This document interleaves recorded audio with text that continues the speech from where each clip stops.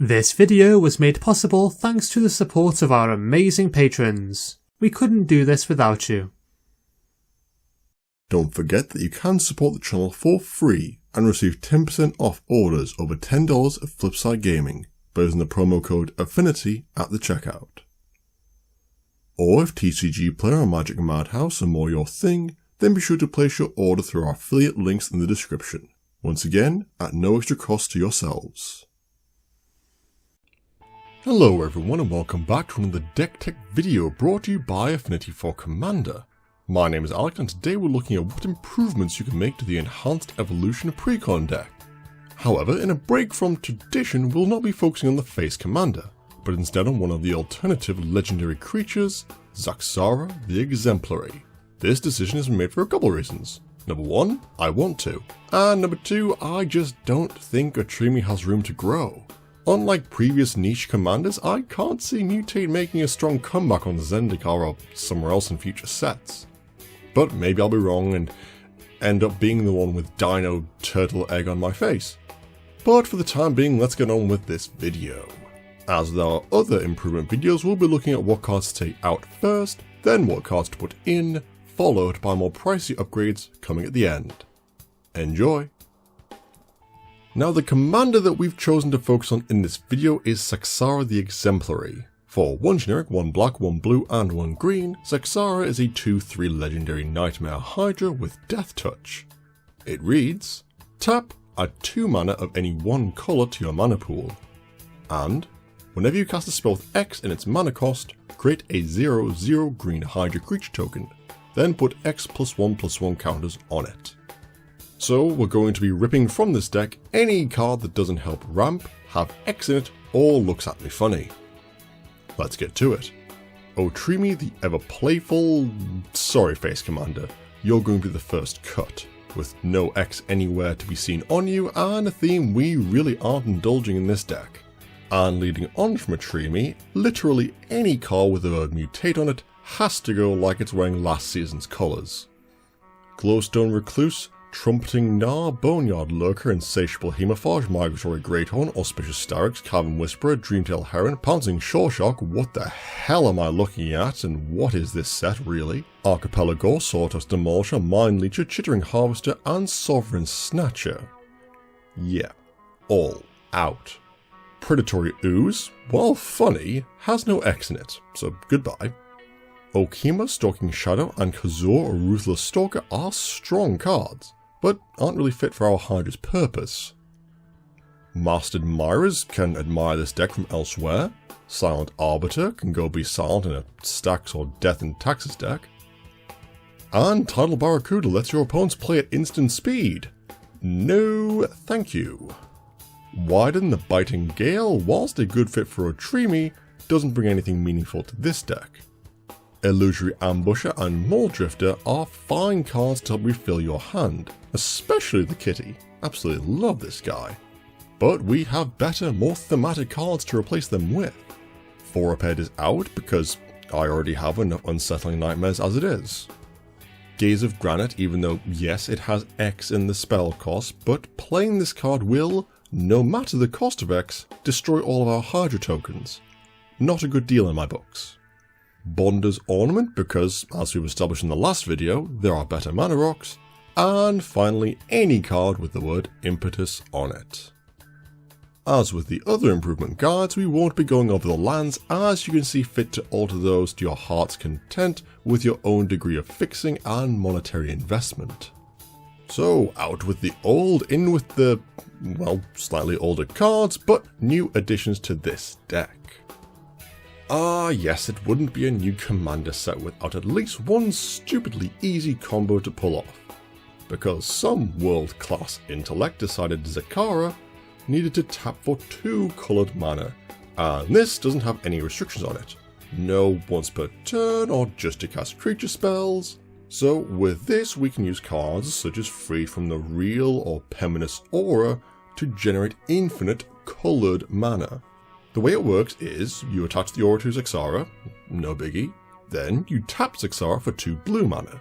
You then use one of these floating manas to untap the Hydra with either of the enchantment's abilities. and you have 1 blue left over.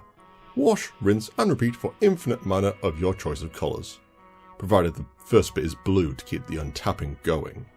If only we had massive spells to win the game by having infinite mana. Oh wait, that's literally the rest of the deck. With Zaxara's ability to generate an army of Hydras by playing X spells, and Ramparts by his broken mana producing ability, it seems daft not to include a load of X creature cards in this deck. My personal top picks are Steel Bane Hydra because repeatable Reclamation Sage is always strong, Mist Cutter Hydra because sometimes the control player just needs to be told no, Lifeblood Hydra for, well, life and cards. And if we're looking for some wide-spreading token action, then Hooded Hydra and Hangerback Walker are here to help spread your board state far and wide. And a personal little pet favourite of mine, Stone Coil Serpent. Having protection from multicolored in Commander is a lot more helpful than you might think. Having this not a serpent be untargetable by the Mortifiers and Putrefies of most people's decks is a delightful little bonus ability. Or how about a Whatever You Want Me To Be card with Altered Ego, a clone with X in its cost and the ability to be bigger than the original. Perfect.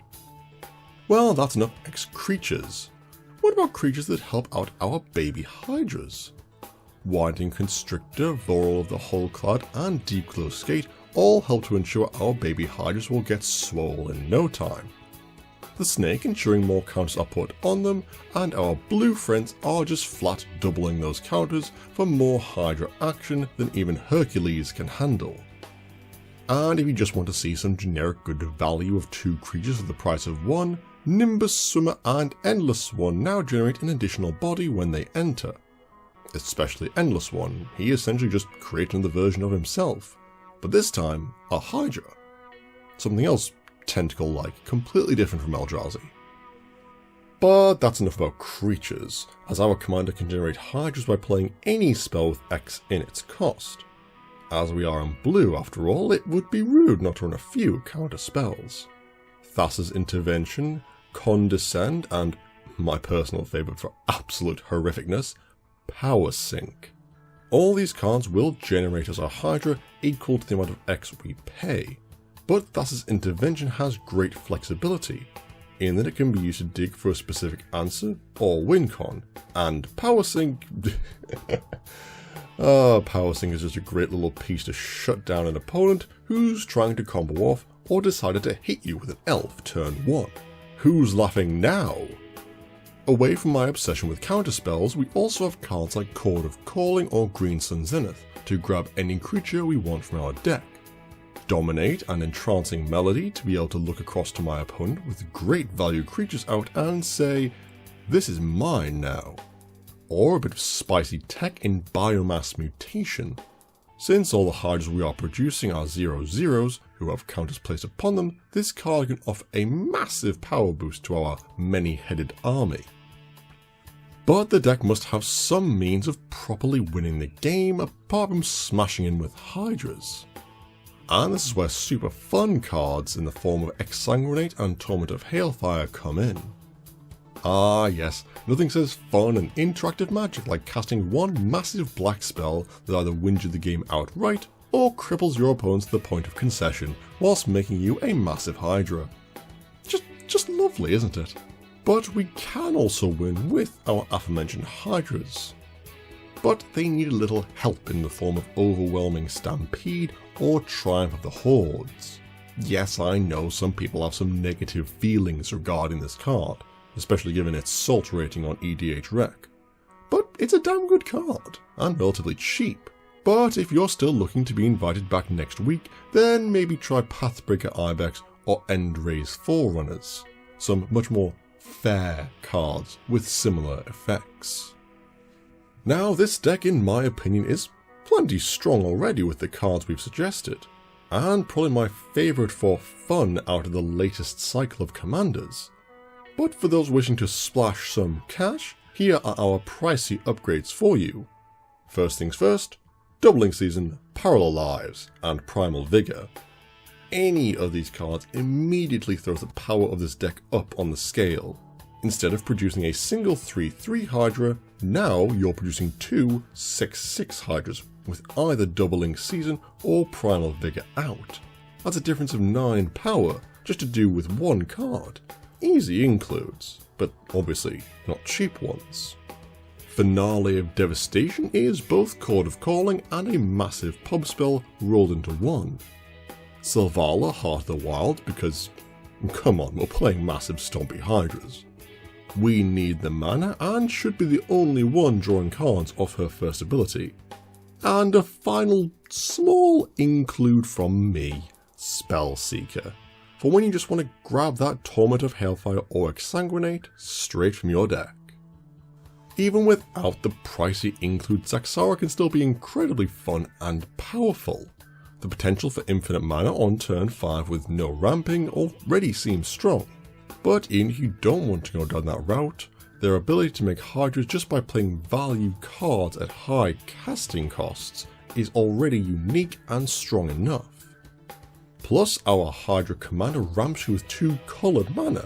That's something powerful in of itself, and they are definitely going to be seeing a lot of play across the spectrum of power levels. And let's not forget that X spells are not really bad as such, apart from super early in the game, as they can be as big and bombastic or as small as you want them to be. Someone's tapped out for an Avenger of Zendikar? Then ask them to pay just that one more mana, please. You see what I mean? It's all about efficient resource management. And that will be the end of the video. We hope you enjoyed it. But now we want to know what you guys think. What's the card that you are most excited to see Zaxara played with? Or what would you do with the infinite mana she produces? As always, leave them in the comments below.